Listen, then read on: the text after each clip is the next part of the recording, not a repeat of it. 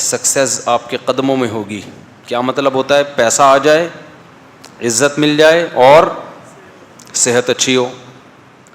تو یہ تین چیزیں ہمارے ہاں سمجھا جاتا ہے کہ بندہ کامیاب ہے. اللہ نے اپنے پیغمبروں کو بھیجا یہ سمجھانے کے لیے کہ شیطان تمہیں غلط چیزیں سکھا رہا ہے, غلط چیزیں تمہارے دلوں میں ڈال رہا ہے. اس لیے اللہ نے اس سورت کو شروع کیا قد افلح المؤمنون. اللہ کی نظر میں صرف وہ لوگ کامیاب ہیں جو مومن ہیں. مومن سے مراد اللہ پر, اس کے پیغمبروں پر اور اس کی آسمانی کتابوں پر اور آخرت کے دن پر ایمان رکھتے ہیں. آمنت باللہ وملائکتہ وکتبہ ورسلہ والیوم الآخر والقدر خیرہ وشرہ من اللہ تعالی والبعث بعد الموت, جس کو ایمان مفصل کہا جاتا ہے. سمجھتے ہو؟ یہی اسلام کے بنیادی عقیدے ہیں. اس کے علاوہ کوئی عقیدہ بنیادی عقیدہ نہیں. اس میں ختم نبوت بھی ایڈ کر لیں. باقی جتنا اشاعرہ, ماتریدیہ اور سلفیہ اور محند المفند, یہ جتنی ڈیپتھ میں جائیں گے نا اتنا پیچیدگیوں میں الجھتے چلے جائیں گے. کچھ عقیدے علماء کے لیے رکھیں, وہ آپس میں ہی ان میں الجھتے رہیں. اس لیے میں کہتا ہوں نا المحند المفند کے عقیدے غلط نہیں ہیں, لیکن وہ عوام کے لیے نہیں لکھی گئی ہے کتاب, وہ علماء کے لیے لکھی گئی ہے. عوام کے لیے علماء نے جو کتابیں لکھی ہیں وہ بہشتی زیور میں شروع میں عقائد لکھے ہوئے ہیں. مولانا اشرف علی تھانوی کی کتاب ہے نا بہشتی زیور, اس کے شروع میں جو عقیدے ہیں وہ ہیں اصل عقیدے. باقی ڈیپتھ میں جائیں گے تو پیچیدگیاں بڑھتی چلی جائیں گی. اس لیے جب کسی یوٹیوب پہ سنا کرے نا عشاعرہ گمراہ ہیں یا ماتریدیہ گمراہ ہیں یا سلفی گمراہ ہیں, بولو بھائی یہ مولویوں کے پھڈے ہیں, ان کو آپس میں لڑنے دو. یہ کس کے جھگڑے ہیں؟ اچھا یہ بھی ذہن میں رکھو, ہر عقیدہ بنیادی نہیں ہوتا. جیسے اسلام میں کچھ مسائل ایسے ہیں جو اتفاقی ہیں, ان میں اختلاف کرنا جائز نہیں ہے. جیسے اسلام میں کتنی نمازیں فرض ہیں؟ 5. اب یہ نہیں ہے کہ حنفیوں کے نزدیک 5 نمازیں تو شافیوں کے نزدیک 4, ایسا نہیں ہے بھائی. اس میں کوئی حنفی شافی اختلاف کرے گا تو اسلام سے نکل جائے گا. وہ نمازیں کتنی ہیں؟ 5. رمضان کے روزے فرض ہیں, ان کی کیفیت بھی معلوم ہے.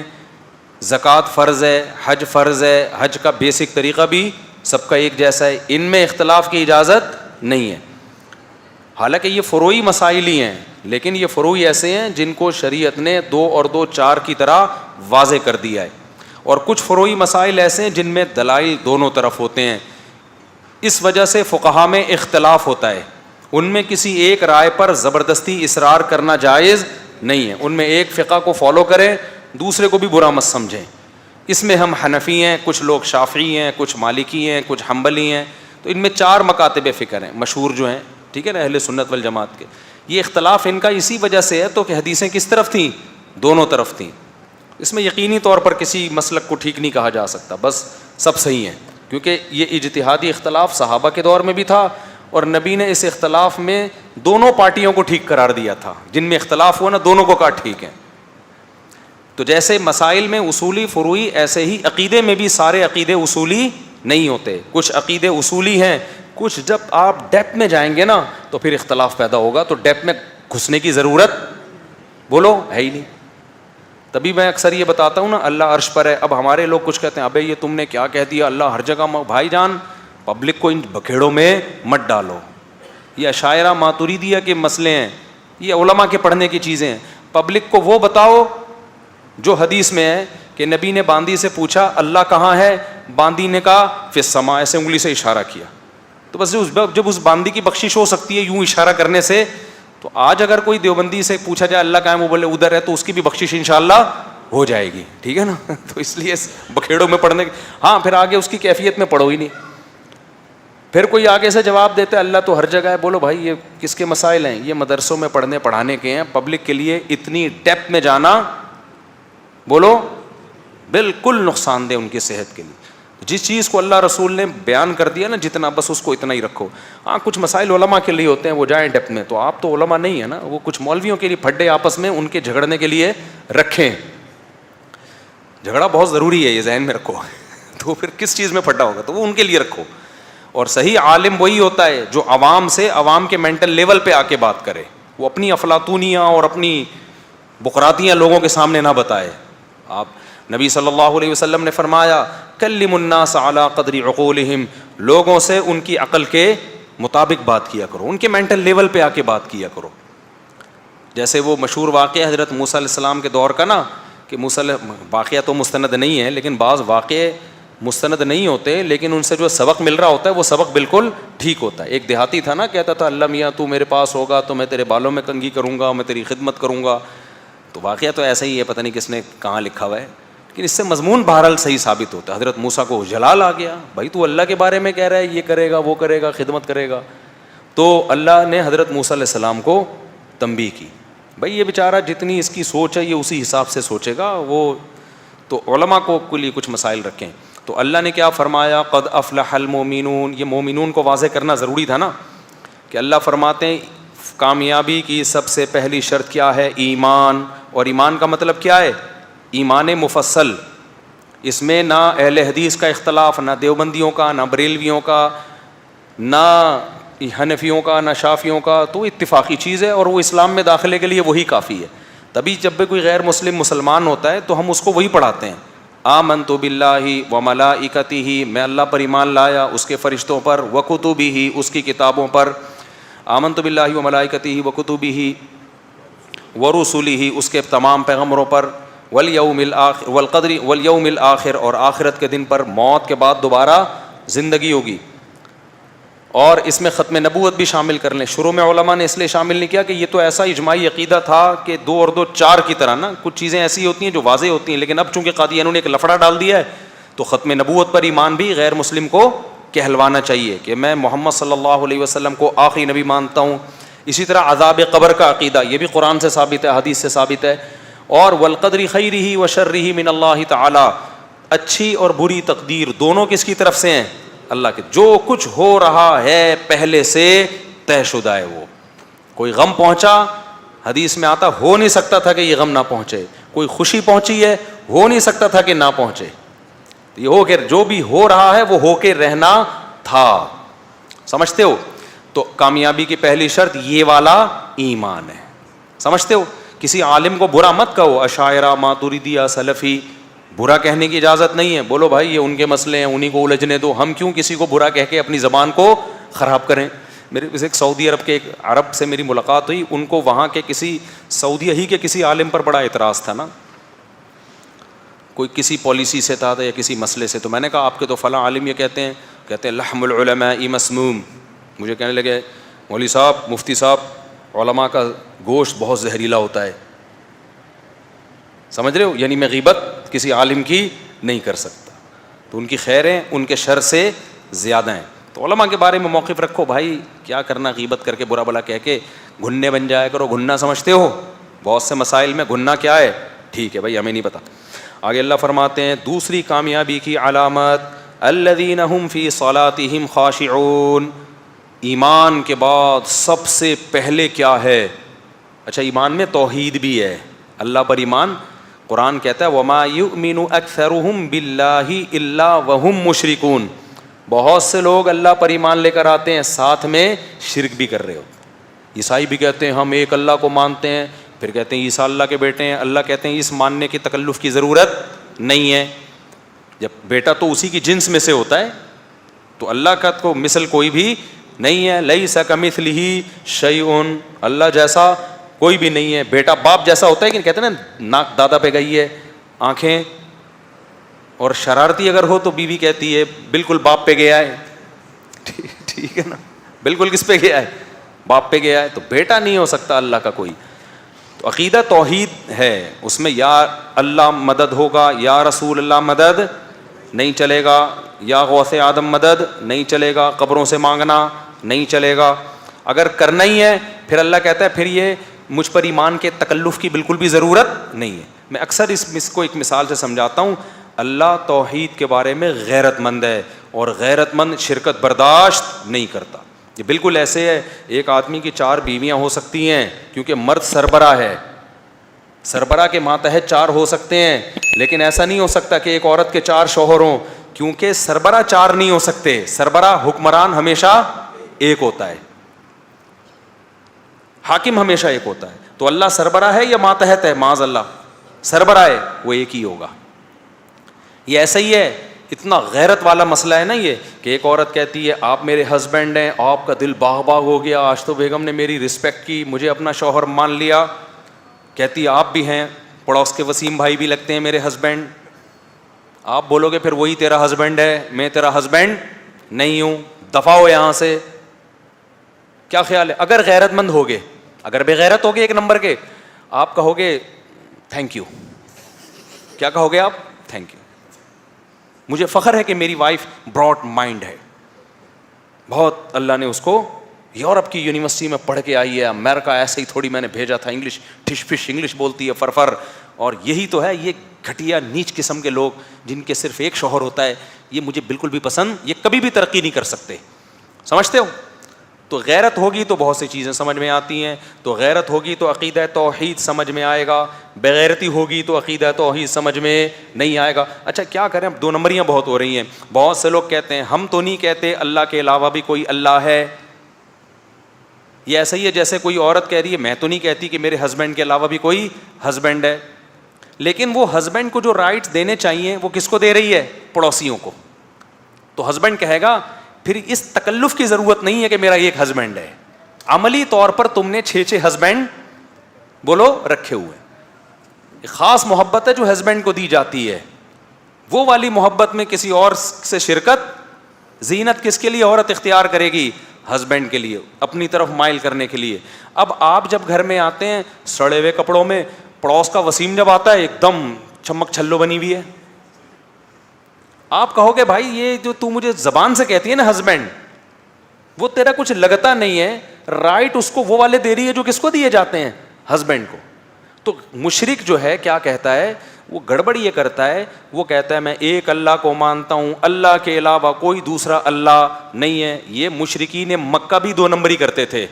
وَلَئِن سَأَلْتَهُم مَّنْ خَلَقَ السَّمَاوَاتِ وَالْأَرْضَ لَيَقُولُنَّ اللَّهُ. اللہ کہتے ہیں کہ ان سے پوچھیں کس نے آسمان و زمین کو بنایا. مشرکین کہتے تھے صرف اللہ کو, ہم اللہ کے علاوہ کسی کو نہیں مانتے.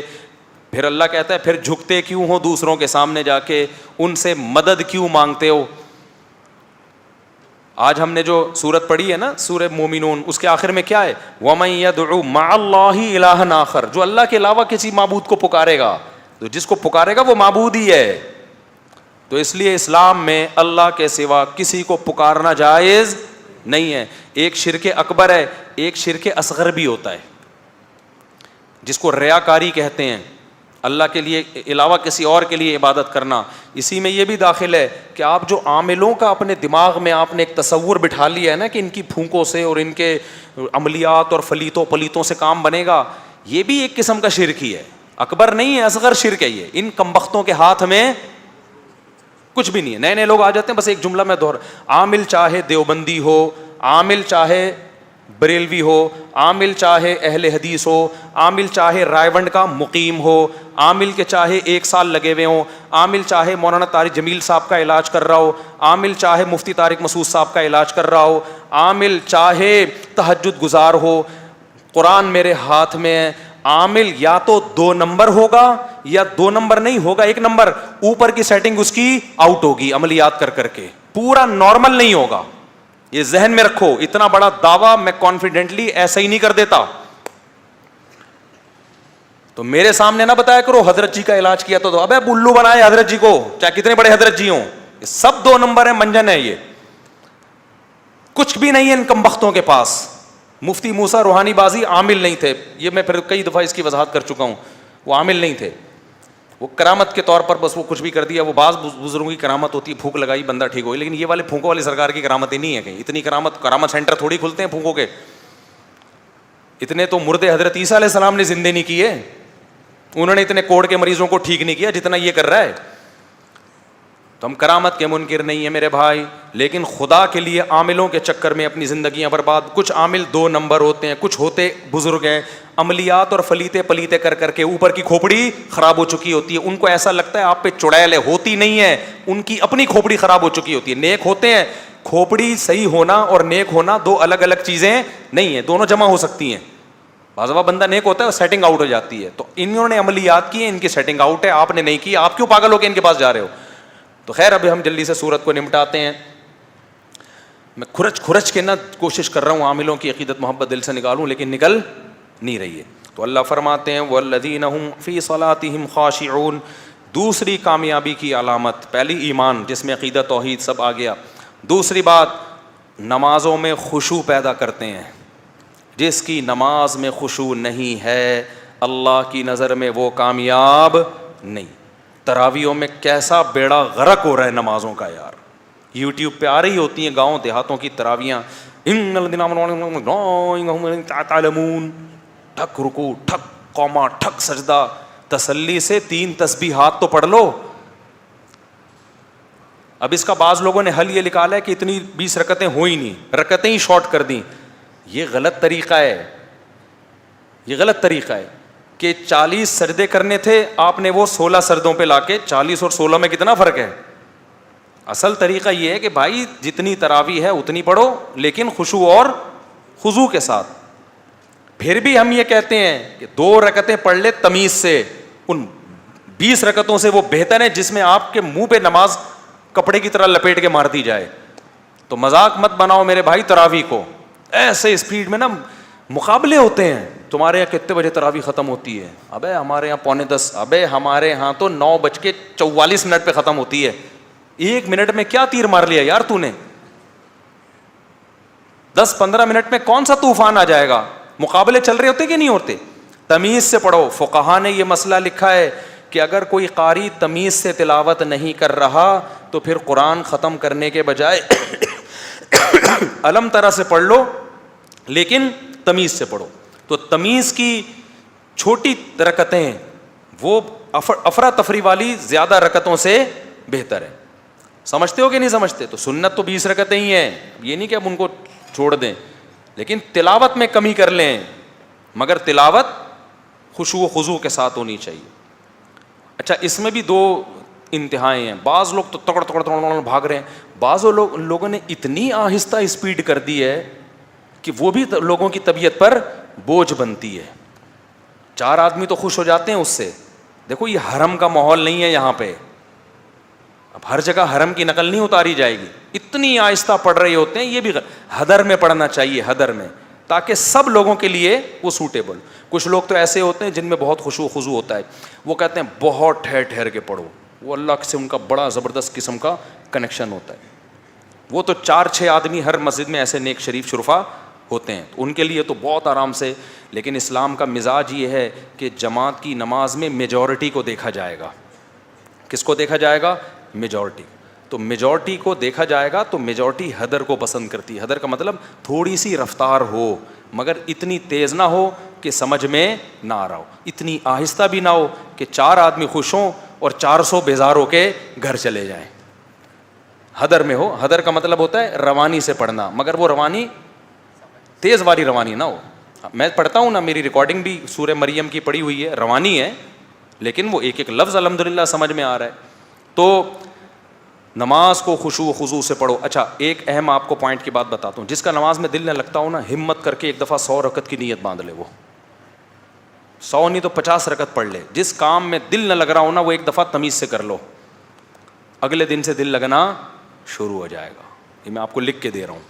آپ 50 رکعتوں کی نیت باندھ لو, 50 رکعتوں کے بعد نا پھر آپ کو تسلی سے پڑھو 50 رکعتیں, عادت پڑ جائے گی آپ کو, دیکھنا. تو اس کا بڑا فائدہ ہوتا ہے. تو اللہ نے فرمایا ہم فی صلاتہم خاشعون.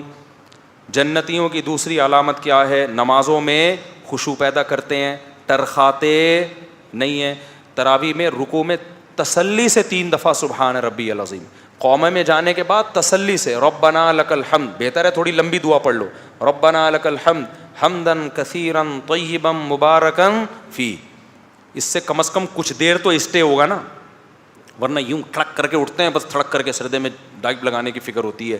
تو تسلی سے کم 3 دفعہ امام کو چاہیے تسلی سے تسبیح پڑھے. سردے میں بھی 2 سردوں کے درمیان تھوڑا سا بیٹھے, دعا پڑھ لے, اللہم اغفر لی وارحمنی وہادنی وارزقنی واجبرنی وارفعنی.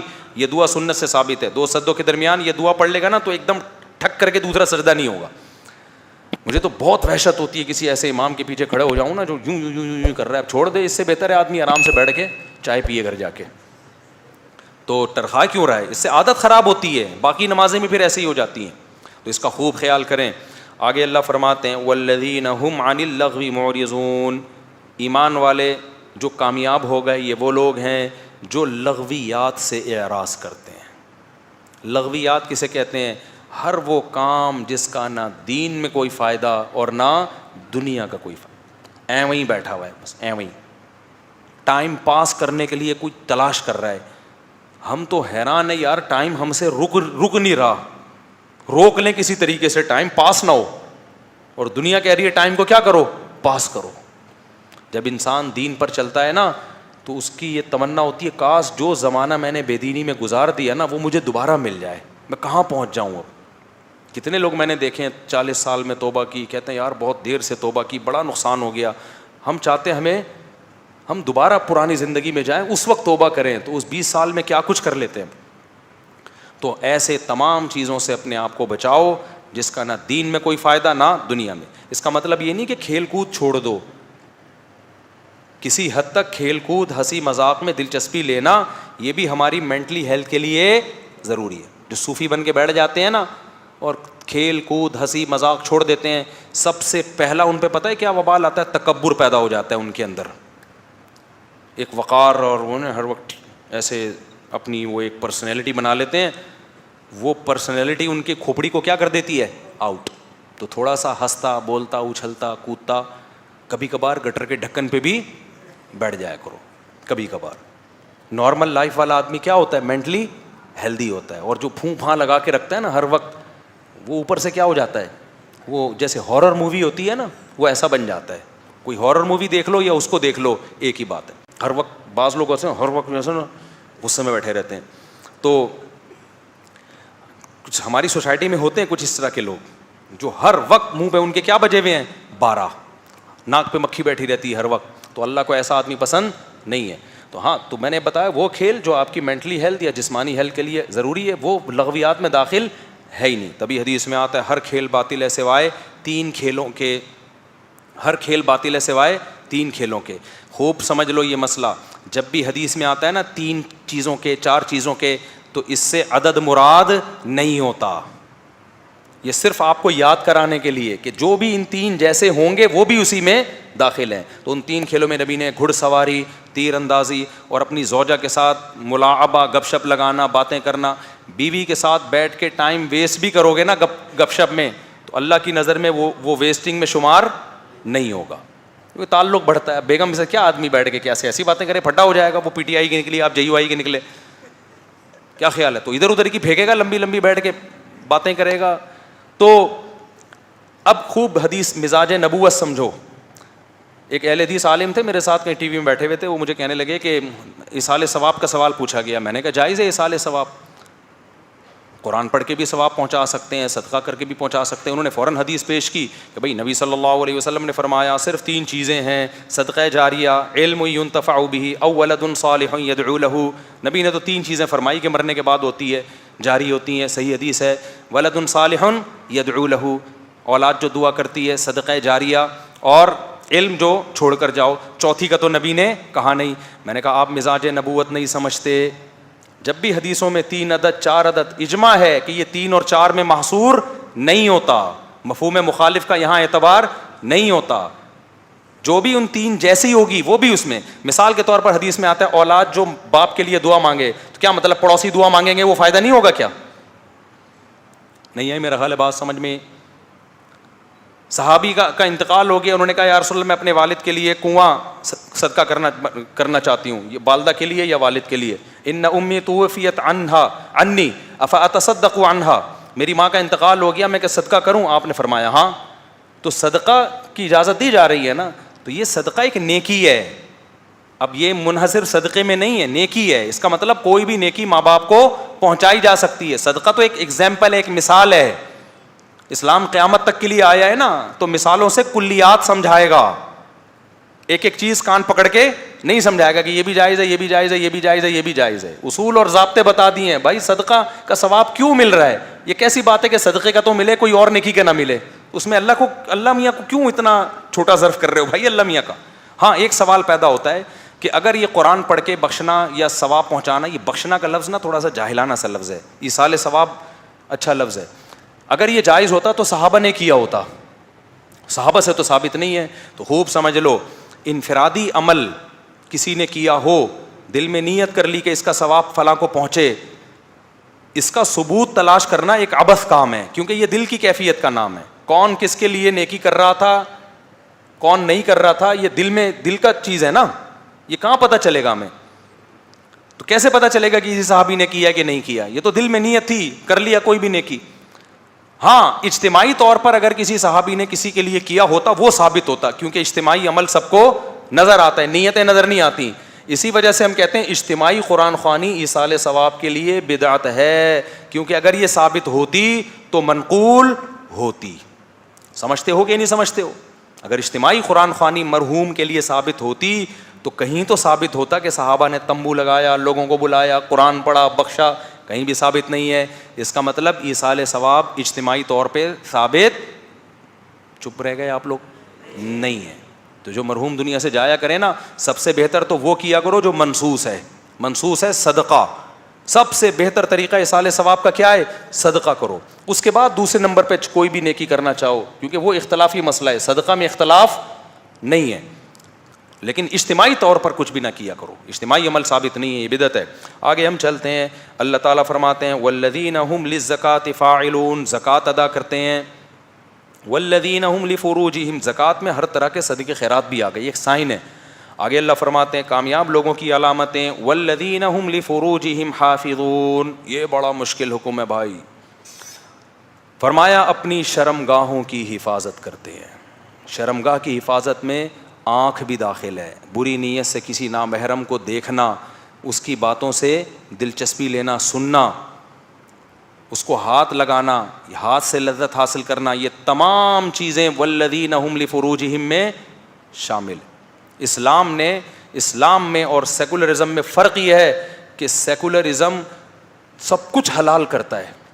تبھی آپ کو پتہ ہے گوروں میں شادی شدہ آدمی اگر کہیں زنا کر لینا تو بیوی کو کچھ جرمانہ دینا پڑتا ہے اس کو, کہ بیگم کو اس نے ایکچولی کیا پہنچائی ہے, تکلیف. اور بیوی کر لے تو 50 روپے جرمانہ دے گی اپنے شوہر کو. اسلام میں ایسا نہیں ہے بھائی, اسلام نے بہت سخت حکم رکھا ہے. آگے سورہ نور آ رہی ہے کہ اگر زنا کی حد تک معاملہ پہنچ گیا ہے, اللہ کہتے ہیں زانی مرد اور زانی عورت کو پکڑ کے چوک پہ لا کے 100 کوڑے مارو, اور کوڑے مارتے ہوئے تمہیں ان پہ ترس, نرمی نہیں آنی چاہیے, نرمی نہیں آنی چاہیے. بہت شدید جرم ہے اسلام میں زنا. اور زنا کی طرف جو چیزیں لے جاتی ہیں وہ نظر, سننا, اس سے دوستیاں لگانا, باتوں میں دلچسپی لینا, یہ تمام چیزیں آپ کو کہاں لے کے جاتی ہیں؟ زنا. تو یہ تمام چیزیں بھی اللہ نے کیا کر دی؟ حرام. اب اللہ فرماتے ہیں کامیاب ہونا چاہتے ہو نمازوں میں خشوع پیدا کرنا پڑے گا, لغویات سے اعراض کرنا پڑے گا, زکوٰۃ اور صدقوں کو فوکس کرنا پڑے گا, اور اپنی شرمگاہوں کی حفاظت کرنی پڑے گی. یہ مرد کے لیے بھی ہے, عورت کے لیے بھی. الا علی ازواجہم, زوج کا لفظ شوہر پر بھی اطلاق ہوتا ہے, بیوی پر بھی, سوائے میاں بیوی. اسلام نے آپ کے لیے اپنی خواہش پوری کرنے کا راستہ آپ کی بیوی کے سوا کوئی بھی نہیں. پہلے باندیاں بھی تھی, باندیوں کا سیٹ اپ ختم ہو گیا ہے, اور اب آ نہیں سکتا باندیوں کا سیٹ اپ, اس ماحول میں نہیں آ سکتا. ہاں دوبارہ امام مہدی آئے ہوں, جنگیں ونگے ہوں, پھر اب ہر تھوڑے دن میں لوگ امام مہدی تلاش کریں گے, دیکھنا. تو اور یہ ماسیاں واسیاں باندیاں نہیں ہو سکتی. خوب آزاد عورت اپنی مرضی سے باندی بن نہیں سکتی. سمجھ رہے ہو کہ نہیں سمجھ رہے؟ باندی ایک خاص, اس پہ بہت دفعہ بیان ہو چکا ہے, میں اس ٹاپک کو دوبارہ نہیں چھیڑوں گا ورنہ یہ آیتیں ہماری رہ جائیں گی. آپ کے لیے آپ کے پاس سوائے بیوی کے علاوہ کوئی راستہ نہیں ہے. تو اس لیے میں شادیوں کو فوکس کرتا ہوں میرے بھائی. جب حلال سے سیر ہوگے تو حرام سے قدم دور ہو جائیں گے. حرام سے بچنے کے 2 راستے ہیں. ایک یہ کہ جہاں حرام نظر آ رہا ہے وہاں سے بھاگو. اب آپ کو بھوک لگ رہی ہے, پیسے ہیں نہیں, یا پیسے ہیں لیکن آپ استعمال نہیں کر رہے, آپ کا کون پیسے نکالے پھر خریدے. بھوک لگ رہی ہے, ادھر پراٹھے بن رہے ہیں, شریعت کہتی ہے آپ وہاں سے بھاگو, کیونکہ آپ نے خریدنا ہے نہیں. تو ظاہر ہے چوری کا دل چاہے گا کہ نہیں چاہے گا؟ اب خوشبو آ رہی ہے پراٹھے کی, ادھر بھاگ کے گئے, اب حرام سے بھاگ رہے ہو, دیکھو ادھر بھاگ کے گئے, وہاں چپلی کباب بن رہے ہیں, ادھر خوشبو آ رہی ہے, آپ کو مفتی صاحب کا بیان آیا, اللہ میاں کہتے ہیں کہ نہیں بھائی چوری نہیں کرنی, ادھر سے ٹن مارا, اس طرف بھاگے, وہاں دیکھا بریانی کی دیگ کا ڈھکن کھل رہا ہے ایک دم, پھر خوشبو آئی, وہاں سے بھاگے, کہاں تک بھاگے گا, ٹرک کے نیچے آگے مر جائے گا زیادہ بھاگے گا تو, یا گٹر کا ڈھکن کھلا ہوا ہوگا اس میں گر جائے گا. اس کا طریقہ یہ ہے, ابے پیسے ہیں تو پیسوں سے 4 پراٹھے خرید کے پھوڑ دے, نہیں ہے تو پیسے کما, فوکس کس کو کر, پیسے کما. اور اللہ نے وعدہ کیا ہے جو نکاح کی نیت سے پیسے کمانے کی کوشش کرے گا میں اس کی مدد کروں گا, میں یہ اللہ نے وعدہ کیا. تو پیسے کما اور کھا لے, ایک دفعہ طبیعت سے پیٹ بھر کے کھائے گا, پھر جتنے دیکھ کے ڈھکن تیرے دائیں بائیں کھلتے رہیں گے تیری صحت پہ کوئی فرق نہیں پڑے گا. ہر انسان کو اللہ نے صلاحیت محدود دی ہے, لامحدود صلاحیتیں اور طاقتیں اللہ نے کسی کو بھی نہیں دی ہیں. اس لیے اسلام نے جہاں حرام سے بچنے کا حکم دیا وہاں حلال میں وسعتیں بھی پیدا کی. اور اس کا عورت کو کتنا فائدہ ہوگا, آپ کے حرام سے بچنے کے جذبے کی وجہ سے 4 عورتوں کو گھر مل جائے گا, 4 عورتوں کو شوہر مل جائے گا, 4 عورتوں کو بچوں کا باپ مل جائے گا, عفت اور پاک دامنی والی زندگی مل جائے گی. ورنہ اگر وہ بھی سوسائٹی کو پھر جا کے خراب کریں گی, زنا کا ماحول پیدا کرنے کا خطرہ ہے ان کا بھی. تو اس لیے اسلام کی طرف آ جاؤ میرے بھائی, دائیں بائیں جانے کی کوشش مت کرو. اللہ کو زنا بہت نفرت ہے اللہ کو, اور اللہ کو نکاح سے اتنی ہی محبت بھی ہے, اتنی محبت ہے اللہ کو. دیکھو اللہ پیغمبروں سے وہی کام کرواتے ہیں جو اللہ کو پسند ہوتا ہے. موسیٰ علیہ السلام نے 10 سال بکریاں چرائی ہیں بیوی کے حصول کے لیے. اس سے پتہ چلتا ہے موسیٰ کلیم اللہ کی نظر میں بیوی کی کیا ویلیو تھی. ان لڑکی کے باپ نے کہا نا, حضرت موسیٰ کی زوجہ کے والد نے کہا 10 سال بکریاں چراؤ گے تو اپنی بیٹی دیتا ہوں. فوراً ہاتھ رکھا اور کہا ذالک بینی و بینک, میرا اور آپ کا ایگریمنٹ پکا ہے. یہ نہیں کہا کہ ایکچولی میں تو ابھی اسٹیبل تو ہو جاؤں, پہلے ایک کنٹری میں آیا ہوں, یہ شادی وادی کے بکھیڑوں میں پڑنا, اور ایکچولی یہ ٹوپی ڈرامے سیکولر لوگوں نے ہمیں سکھائے ہوئے ہیں. اور ان کمبخت اسٹیبل ہوتے ہی نہیں ہیں, یہ 50 سال کے بڈھے ہو کے شادی کرتے ہیں. ایک آدھ ان کمبختوں کا بچہ ہوتا ہے جو بڑھاپے میں ان کو چھوڑ کے کمبختوں کو چلا جاتا ہے. ان کے گھر میں نے دیکھے ہیں 2,000 گز کے بنگلے, اوپر بھی نیچے بھی, اوپر بھی پورشن, بیڈ روم اتنے, بندہ ہی نہیں ہے. میں تو جاتا ہوں مجھے ٹینشن ہونے لگتی ہے کہ نکالو ادھر سے مجھے, اس سے تو وہ چھوٹا جھونپڑا اچھا ہے جس میں افراد تو ہیں. تو اس لیے میرے بھائی اسلام نیچرل لائف آپ کو دیتا ہے, اس کی طرف آؤ. ان لوگوں کی باتوں میں, دیواروں سے انسان کو سکون نہیں ملتا, سکون افراد سے ملتا ہے. افراد ہونے چاہیے گھر میں, بہویں ہوں, داماد ہوں, پوتے ہوں, نواسے ہوں. اب دیکھو ہماری نواسی بھی ہو گئی ماشاءاللہ, وہ گھر میں آتی ہے اتنا اچھا لگتا ہے, وہ پٹکلی سی گھوم رہی ہوتی ہے یوں کر کے, میں نے اس کا نام ہی پٹکلی رکھا ہوا ہے. تو اور پوتے نواسوں میں ایک فائدہ پتہ ہے کیا ہے, اپنے بچوں سے آپ کو محبت ہوتی ہے لیکن پالنا بھی آپ کو پڑتا ہے. پوتے نواسوں سے محبت وہی ہوتی ہے جو بچوں سے ہوتی ہے, پالنا آپ کی ذمہ داری نہیں ہے. کیا خیال ہے بھائی, نہ پیمپر کا خرچہ آپ پہ, نہ ڈاکٹر کے لے جانے کا خرچہ آپ پہ, وہ سارا اس کے باپ اور ماں پہ ہے, تم سنبھالو. تو دادا دادی نانا نانی جوانی میں بنو, میں جوانی میں نانا نظر آ رہا ہوں کہ نہیں آ رہا, اور یہ تو میرے بڑا والا بچہ تھوڑا چھوٹا ہے, ورنہ تو میں دادا کب کا بن چکا ہوتا. تو جوانی میں دادا بنو, پر دادا بنو, اپنی خوشیوں کو آگ مت لگاؤ فیملی پلاننگ والوں کے جذبوں میں آ کے. اور کچھ نہیں ہوتا, انسان کوئی شادی کے بعد باؤنڈ نہیں ہو جاتا. باؤنڈ عورت ہوتی ہے جو رخصتی کر کے آتی ہے, تمہاری تھوڑی رخصتی ہوئی ہے. لوگ کہتے ہیں مرد باؤنڈ جاتا, کچھ بھی نہیں ہوتا میرے بھائی, تو آدمی ہے, تیری رخصتی نہیں ہوئی ہے. رخصتی کس کی ہوئی ہے, اس کی ہوئی ہے, وہ باؤنڈ ہوئی ہے, اور اس کے بدلے میں اس کو فائدے مل رہے ہیں. تو پہلے ویسے ہی تھا, اب بھی کیا ہے ویسے ہی ہے. تو اس لیے باؤنڈ ہونا, ہاں ذمہ داریاں آپ کے اوپر کچھ آ گئی ہیں تو فائدے بھی تو ہو رہے ہیں نا. ان ذمہ داریوں سے فائدہ کیا ہو رہا ہے, آپ کا پیسہ صحیح جگہ استعمال ہو رہا ہے. اگر وہ ذمہ داریاں نہ ہوتی, یہ گٹکوں میں, چرس اور ہیروئن میں لگتا, زنا اور عیاشیوں میں لگتا جا کے, تو پیسہ بھی صحیح جگہ ٹھکانے لگ گیا. چلو آگے چلتے ہیں ہم. اللہ فرماتے ہیں الا علی ازواجہم او ما ملکت ایمانہم. میں جلدی اسپیڈ اس لیے بڑھائی ہوئی ہے تاکہ تھوڑے سورہ نور بھی ہو جائے. فرمایا الا علی ازواجہم, سوائے اپنی بیویوں کے, اپنی شرمگاہوں کی حفاظت کرتے ہیں, خواہش پوری نہیں کرتے سوائے بیویوں کے. فإنہم غیر ملومین, فرمایا یہ لوگ قابل ملامت نہیں ہیں. جو بیویوں کے پاس جاتے ہیں اسی آیت کی روشنی میں علماء نے لکھا ہے, فتاوی قاضی خان فقہ حنفی کی بڑی زبردست کتاب ہے, کئی سو سال پہلے لکھی گئی, اس میں لکھا ہے کہ ایک آدمی دے دنا دن شادیاں کر رہا ہو, دے دنا دن انہوں نے لکھا, میں بتا رہا ہوں, زیادہ شادیاں کر رہا ہو اور اس کی نیت صرف یہ ہو کہ میں عیش کے لیے کر رہا ہوں. کس کے لیے کر رہا ہوں؟ عیش کے لیے, جاؤ بس, لیکن نیت ہے اس کی حقوق ادا کرنے کی. فرمایا اس کو اگر کوئی ملامت کرتا ہے نا کہ تو برا آدمی ہے, عیاش ہے, تو اس پر ڈر ہے کہ اس کفر کا ڈر ہے, کیونکہ اللہ نے کہہ دیا کہ یہ قابل ملامت اپنی خواہش کو پورا کرنے کے لیے کر رہا ہے شادی, اور کوئی نیت نہیں ہے, لیکن اس کی یہ نیت ہے کہ میں حقوق بھی ادا کروں گا, خالی خواہش برائے خواہش نہیں ہے. تو بھلے خواہش ہی کے لیے کر رہا ہو بھائی, حلال ہے نا, تو اس لیے اللہ نے سرٹیفکیٹ دے دیا کہ ایسا آدمی قابل ملامت نہیں ہے. ہاں وہ عیاشی کہ جس میں حقوق ادا کرنے کا ارادہ نہیں ہے آپ کا, بس عیاشی ہے کہ عیاشی اڑاؤں گا, جیسے بعض لوگ کر رہے ہوتے ہیں, 2 3 لے کے گھوم رہے ہیں, بڑا غرق کیا ہوا ہے ان کا, حقوق ادا نہیں ہو رہے, پھنس گئی وہ بیچاری, تو وہ ظلم ہے. تو اگر کوئی عیاشی کی کرے نہیں, عیاشی کی نیت سے سنت پوری کرنے کے لیے کر لیں, کسی کو سہارا دینے کے لیے کر لیں, کچھ نہیں ہوتا یار, چلو عیاشی کے لیے ہی کر رہا ہے, حلال کر رہا ہے نا, حرام سے تو بچ رہا ہے اور حقوق بھی پورے کرے گا, تو بھی یہ قابل ملامت بولو نہیں, اللہ کی نظر میں نہیں ہے, باقی گورنمنٹ کی نظر میں یا قوم کی نظر میں ہے, تو اللہ نے کہہ دیا ملامت نہیں ہے. فَمَنِ ابْتَغَىٰ وَرَاءَ ذَلِكَ, اللہ کہتے ہیں جو اس کے علاوہ کوئی اور راستہ اختیار کرے گا بیوی کے علاوہ, اس میں ہینڈ پریکٹس بھی آ گیا, کیونکہ اللہ نے ذالک نا اشارے کے وقت کہا جاتا ہے, ہاتھ سے اشارہ, اللہ نے بیویوں کی طرف اشارہ کر کے کہہ دیا کہ یہ تمہاری بیویاں ہیں, اس کے علاوہ کوئی اور راستہ اختیار کیا, فحش فلموں کا راستہ, ہینڈ پریکٹس کا راستہ, زنا کا راستہ, لڑکوں سے بدفعلی کا راستہ, اللہ کہتے ہیں فَأُولَٰئِکَ هُمُ الْعَادُونَ, یہ لوگ اللہ کی باؤنڈری کو کراس کرنے والے ہیں.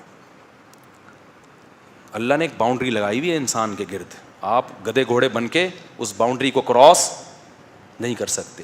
گرل فرینڈ بوائے فرینڈ کا کلچر سوسائٹی میں بہت پھیل رہا ہے, خوب سمجھ لو, گدھے گھوڑے میاں بیوی نہیں ہوتے, ان کے بھی فزیکل ریلیشن ہوتے ہیں, گرل فرینڈ بوائے فرینڈ کا بھی فزیکل ریلیشن ہوتا ہے, وہ میاں بیوی نہیں ہوتے. میں بار بار کہتا ہوں, جو ولاگ میں اپنی گرل فرینڈ کو لا رہا ہے, نیچے کمنٹس میں کیا کرو تو وہ کام کر رہا ہے جو گدھے اور گھوڑے کرتے ہیں. گدھے کا گدھی سے فزیکل ریلیشن ہوتا ہے, شادی نہیں ہوتی. گھوڑے کا گھوڑی سے فزیکل ریلیشن ہوتا ہے, شادی نہیں ہوتی. کچھ ٹائم وہ بھی اکٹھے گھوم بھی لیتے ہیں. آپ کہہ سکتے نہیں گرل فرینڈ تو لیونگ ریلیشن ہے, گدھے گھوڑی میں تو نہیں بھائی, ان کا بھی ہوتا ہے. آپ گدھے کو ذرا گدھی سے دور کرنے کی کوشش کرو, 2 لتی آپ کے بھی ٹکا دے گا وہ, ان کا بھی کچھ وقت تک ریلیشن. گھوڑا جو ہے نا گھوڑی کے ساتھ ہی کھڑا رہتا ہے, آپ ہٹاؤ تو صحیح, وہ مارے گا آپ کو, چماٹ مارے گا, اتنا ریلیشن تو ان کا بھی ہوتا ہے. انسان میں اور گدھے گھوڑے میں فرق یہ کہ انسان میں میاں بیوی ہوتے ہیں, گدھے گھوڑوں میں میاں بیوی نہیں ہوتے. تو کوئی ولاگر اپنی گرل فرینڈ کو گھما رہا ہے نا, تو بولا کرو کام انسان شکل سے انسان لگ رہا ہے, لیکن کام کون سے کر رہا ہے؟ کتوں والا, گدھے اور گھوڑوں والا. اس کو برا بلا کہا کرو, اپریشیٹ نہ کیا کرو, اور بولو ہمارے کلچر کو تباہ و برباد مت کرو. تم سمجھتے ہو کہ نہیں سمجھتے ہمارے کلچر کو؟ یہ گدھے گھوڑوں والا کلچر ہے, یہ یورپ, ادھر جاؤ, ادھر جا کے یہ کیا کرو, ہمارے کلچر کو خراب مت کرو. لوگوں نے لکھا ہوتا ہے کیوٹ کیوٹ کپل اور ویری نائس, تو تم بھی اس گناہ میں برابر کے شریک ہو. سمجھتے ہو؟ صرف سوٹ ٹائی سے نہیں پتہ چلتا انسان کا, حرکتوں سے پتہ چلتا ہے کہ گدھے کو آپ سوٹ ٹائی پہنا دو تو یہ تھوڑی کہ وہ پڑھا لکھا آدمی بن جائے گا. تو اللہ نے کیا فرمایا, والذین هم لاماناتهم وعهدهم راعون, یہ بھی بڑی مشکل آیت ہے بھائی. کامیاب لوگوں کی علامتیں بیان کی جا رہی ہے نا.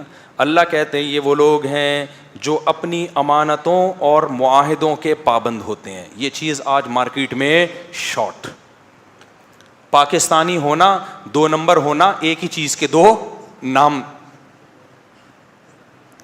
مالک مکان کو کبھی کوئی ٹائم پہ کرایہ نہیں دیتا, معاہدہ تھا نا آپ کا 5 تاریخ تک دے دیں گے, کون دیتا ہے؟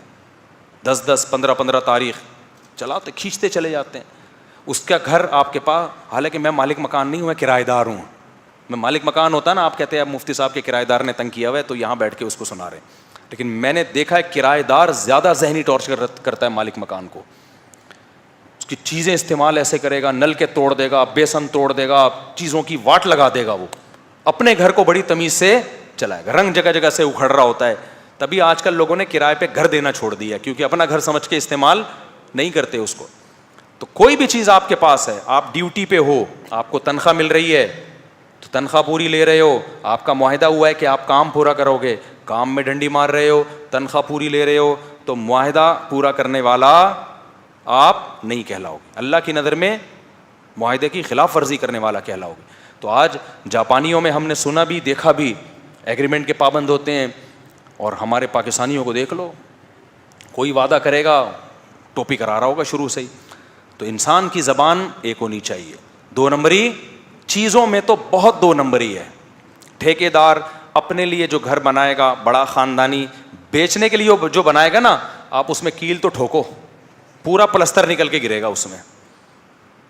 ہو رہا ہے کہ نہیں ہو رہا؟ اعتماد ہی ختم ہے. اس لیے میں کہتا ہوں یہاں بزنس مت کرو. ایک خاتون کا چند دن پہلے میسج آیا, میرے 1 کروڑ روپے میں نے امریکہ سے پاکستان میں بھیجے, بڑے داڑھی پگڑی ٹوپی نیک آدمی, انہوں نے کہا میں پیسے لگاؤں گا آپ کو دوں گا میں ہر مہینے اتنے دینے کے بعد انہوں نے کہا پتہ نہیں نقصان ہو گیا ختم, میرے 1 کروڑ ڈوب گئے. رو رہی ہیں, مجھے میسج بھیج رہی ہیں. میں نے کہا آپ کو کس بے وقوف نے کہا تھا کہ آپ پیسے دو؟ میں کتنے بیانات کر رہا ہوں کہ مت دو کسی کو پیسہ. کہہ رہی ہے پتہ نہیں وہ تو بڑے اتنے دن دیے. میں نے کہا وہ بڑا فراڈی ہے جو کچھ دن دے گا پیسہ, جو پہلے دن ہی لے کے بھاگ جائے وہ چھوٹا فراڈی ہے, اور جو پروفٹ دے رہا ہے نا وہ بڑا فراڈی ہے. کیونکہ میرے پیسے جو لے کے بھاگا تھا 6 مہینے اس نے پروفٹ دیا تھا مجھے, کیونکہ بڑا فراڈی تھا تبھی زیادہ پیسے لے کے بھاگا ہے. 6 مہینے جب دیا تو ہمیں اعتماد ہو گیا, ہم نے اور دے دیے. پھر اور 6 مہینے دیے, ہمیں اور اعتماد ہو گیا, ہم نے اور دے دیے. وہ لے کر ایک دم مارکیٹ سے کیا ہو گیا. اس لیے جو تم سے پیسے لے کے تمہیں پروفٹ دے رہا ہے سمجھو یہ بہت بڑا فراڈی ہے. جیسے جو عامل پیسے لے کے علاج کرتا ہے کم فراڈی, جو پیسے لیے بغیر علاج کرتا ہے وہ زیادہ بڑا فراڈی ہے. سمجھتے ہو نا؟ بعض لوگ کہتے ہیں عامل ہیں بزرگ ہیں پیسے نہیں لیتے. او بھائی یہ بڑی فلم ہے, یہ جو پیسے لے رہا ہے اس کو پتہ تو ہے نا کتنا بڑا فراڈ کر رہا ہے. جو نہیں لے رہا یہ بہت بڑی فلم ہے. اچھا عاملوں کو میں اتنا چیختا ہوں, کس جن چڑیل بھوت کسی نے ہو نا میرے پاس لے آؤ اس کو, بولو یہاں تو جن لا کے دکھا خالی.